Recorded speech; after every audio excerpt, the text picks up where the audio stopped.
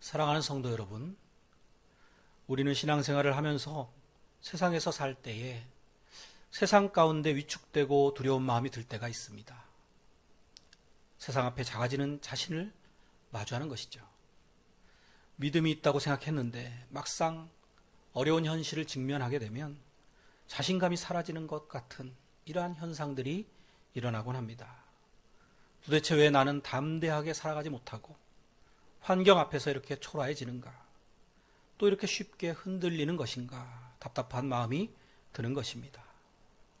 이것은 비단 저 한 사람만의 고민이 아닐 것입니다. 이 시대의 모든 성도들이 공통적으로 겪게 되는 신앙 현실인 것입니다. 요한 1서가 쓰였던 1세기 교회를 봐도 마찬가지였기 때문에 오늘 본문 말씀이 등장한 것입니다. 당시 현실을 한번 상상해 보시기 바랍니다. 유대인들은 로마 제국의 압제하에 살고 있었습니다. 당연히 대부분의 사람들은 경제적으로 매우 곤핍했죠. 특별히 교회를 다니는 크리스천이라면 사회적인 차별 대우가 아주 극심했습니다.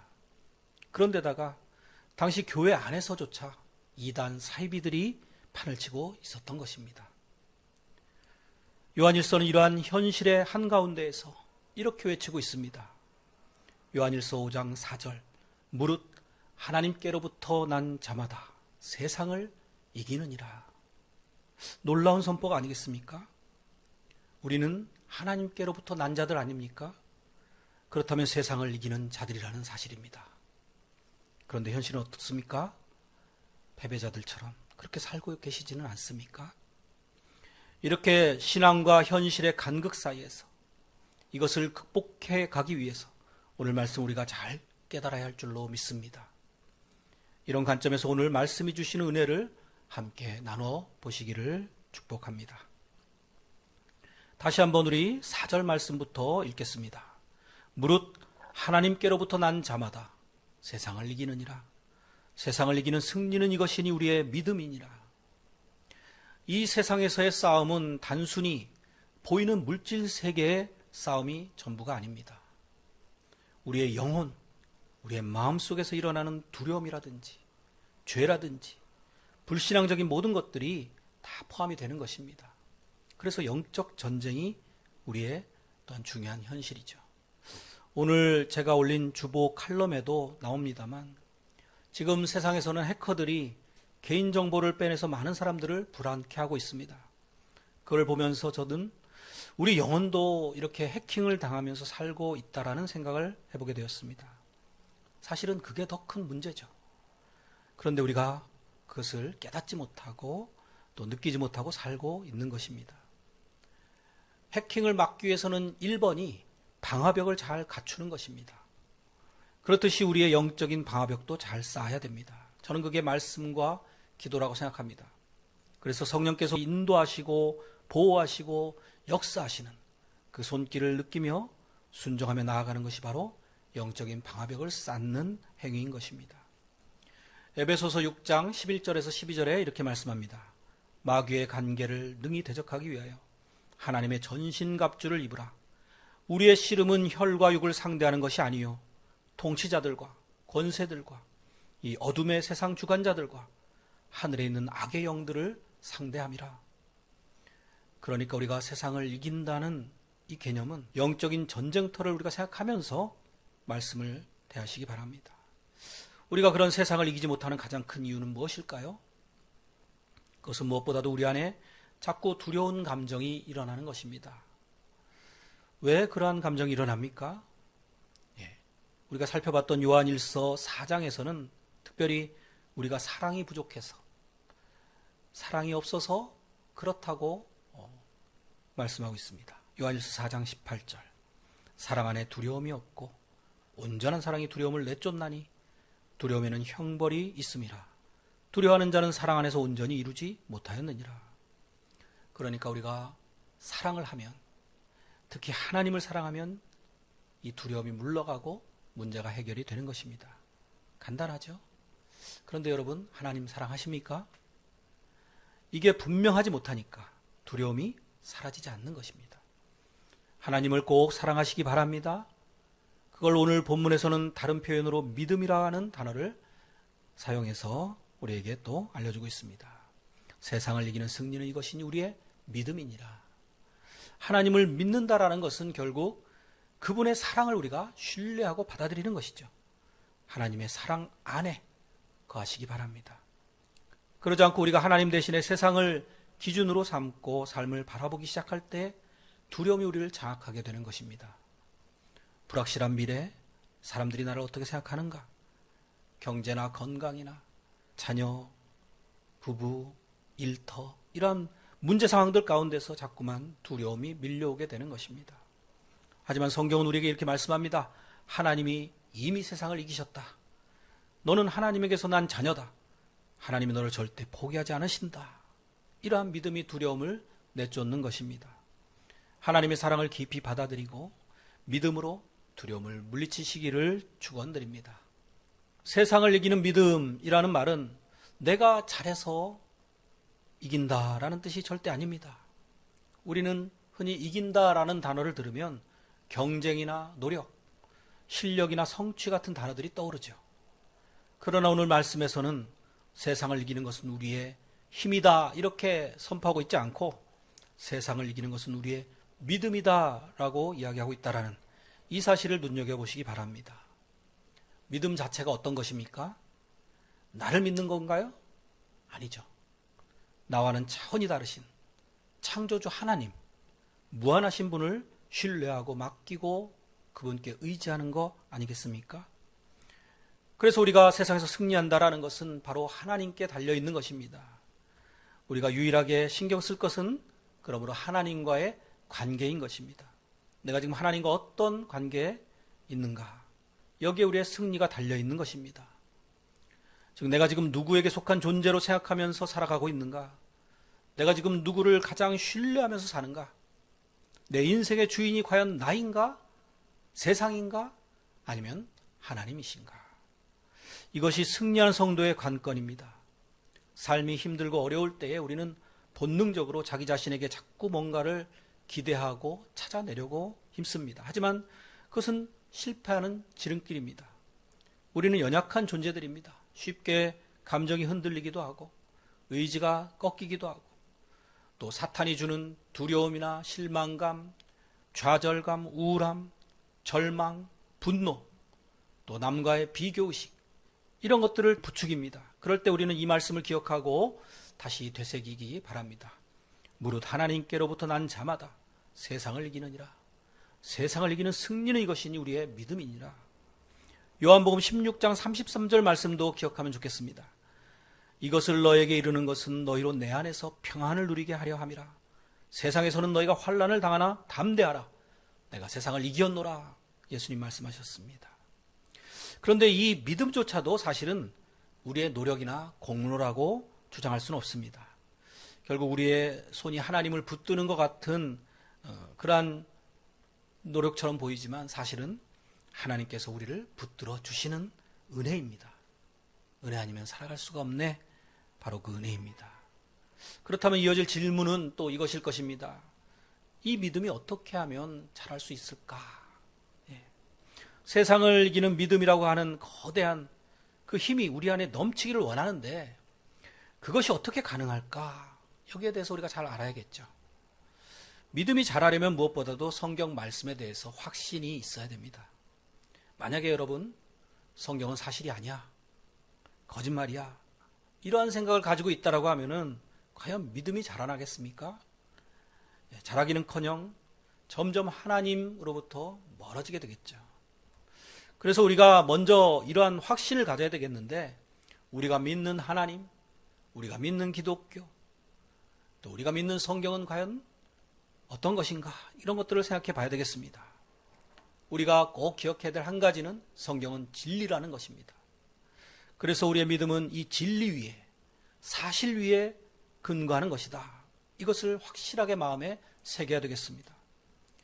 기독교가 하나의 철학처럼 여기는 사람도 있습니다. 그러나 기독교는 철학이 아닙니다. 역사적인 사건에 기반을 둔 진리인 것입니다. 어떤 사건입니까? 하나님의 아들이신 예수님께서 우리를 구원하시기 위해 이 땅에 오셨고 우리 대신 십자가에 죽으셨으며 3일 만에 부활하셔서 하나님의 아들이심을 증명해 내신 것입니다. 또 성령으로 지금도 우리와 함께하고 계시다. 이러한 사실들 위에 세워진 것입니다. 우리가 믿음으로 세상을 이긴다라는 것은 어떤 지어낸 이야기나 허구 위에 세워진 것이 아니라 이미 역사 속에 이루어진 하나님의 사건, 이미 드러난 객관적인 사실 위에 세워진 것이다 라는 이것을 확실히 알아야 됩니다.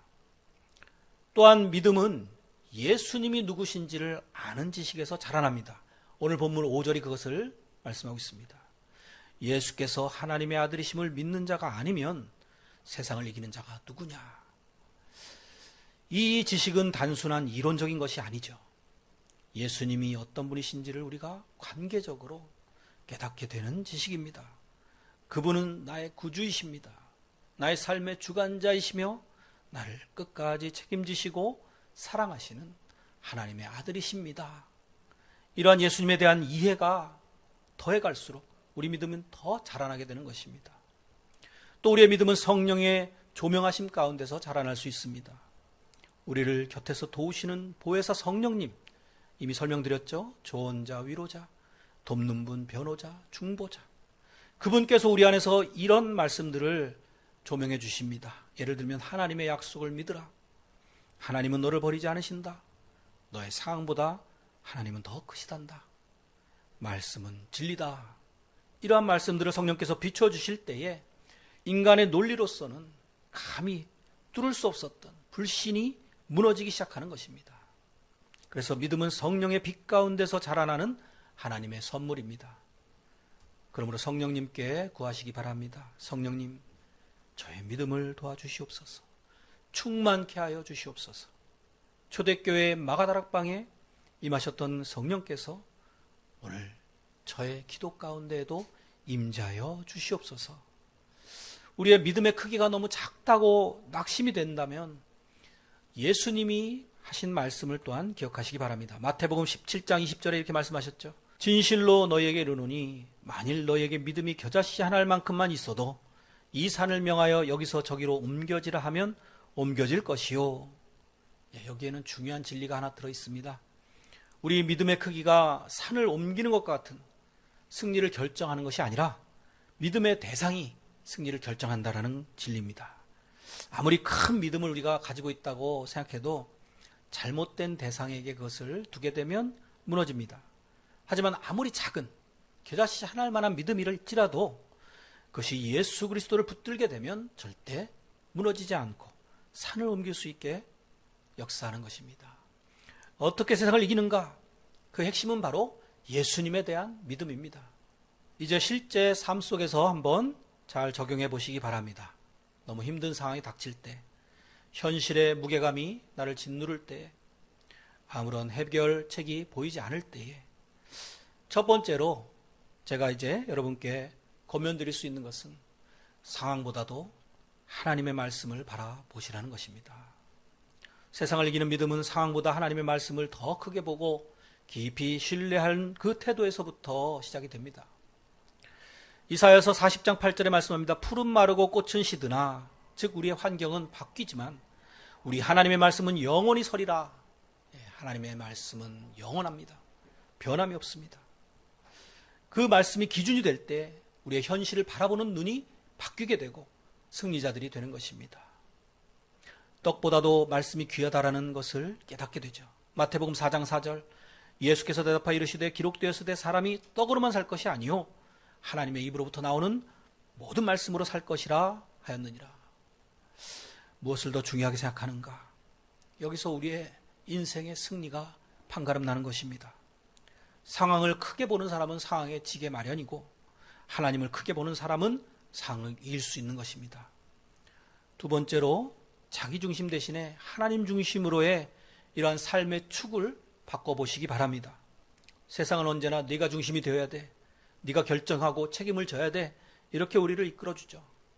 하지만 성령께서는 너는 네 인생의 주인이 아니야. 하나님이 너의 아버지시고 너는 그분의 자녀야. 하나님이 너의 인생을 책임지신다. 이렇게 또 우리를 바르게 인도해 주시는 것입니다. 자기 중심일 때는 늘 불안합니다. 내가 모든 것을 책임져야 되기 때문이죠. 하지만 하나님 중심으로 옮겨질 때 비로소 평안은 시작이 되는 것입니다.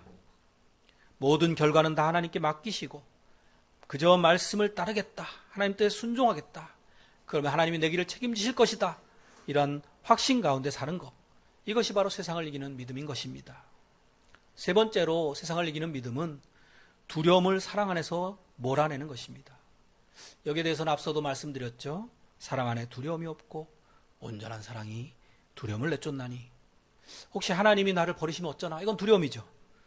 하지만 하나님을 사랑하고 그 사랑을 받아들이고 신뢰하는 이러한 믿음으로 나아갈 때 예수님을 아낌없이 나를 위해 주신 그 하나님께서 나를 사랑하신다, 그러니까 나는 아무것도 두렵지 않다, 이렇게 나아갈 수 있는 것입니다. 네 번째로 세상을 이기는 믿음은 순종을 통해서 자라나게 됩니다. 오늘 본문 중에 3절에서 강조한 말씀이 그것입니다. 하나님을 사랑하는 것은 이것이니 우리가 그의 계명들을 지키는 것이라. 그의 계명들은 무거운 것이 아니로다. 하나님을 사랑하고 또 하나님이 우리를 사랑하시는데 당연히 우리의 반응이 무엇이겠습니까? 말씀, 하나님의 뜻대로 살아가겠다라고 하는 순종이 뒤따르는 것입니다. 그래서 원수 같은 사람도 용서하려고 하고 또 작지만 선행을 하나하나 펼쳐가는 그런 모습으로 우리가 성화되어 가고 성숙을 이뤄가게 되는 것입니다. 말씀에 순종한다라는 것은 하나님을 사랑하는 것이고 그것은 믿음을 자라나게 하는 걸음인 것입니다. 다섯 번째로 세상을 이기는 믿음은 패배처럼 보이는 그 순간에도 승리를 확신케 해주는데 이것이 성숙한 믿음의 증거이기도 합니다. 마치 지금 세상에 지고 있는 것 같은 형국에도 믿음 생활을 해도 점점 삶은 더 힘겨워져 가는 것 같은 상황에서도 우리의 긴 인생길에서 그러한 일순간적인 결과만을 보고 우리가 승패를 성급히 판단하지 마시기 바랍니다. 성경은 항상 우리의 인생을 설명할 때에 마라톤처럼 이야기합니다. 그래서 고난과 아픔은 하나의 중간 과정이다라는 것입니다. 또 하나님은 이미 승리하셨기 때문에 우리는 그 승리에 참여하는 자다라고 말씀합니다. 그래서 믿음의 사람은 지금 당장은 패배하는 것 같은 순간에도 이미 쟁취한 승리를 향해서 누리며 완성을 향해 나아가는 존재들입니다. 십자가를 생각해 보시기 바랍니다. 십자가는 패배처럼 보이지만 그 안에 인류 최대의 승리가 숨겨져 있습니다. 마찬가지로 믿음의 길을 걸어가는 우리의 삶에도 같은 원리가 담겨 있는 것입니다. 사랑하는 성도 여러분, 우리는 종종 이렇게 이야기하죠. 나는 너무 연약합니다. 나는 세상을 이길 자신이 없습니다. 믿음이 작아 늘 흔들립니다. 그러나 오늘 말씀은 단호하게 강조합니다. 세상을 이기는 승리는 이것이니 우리의 믿음이라. 예수님께서 하나님의 아들이심을 믿는 그 믿음이다.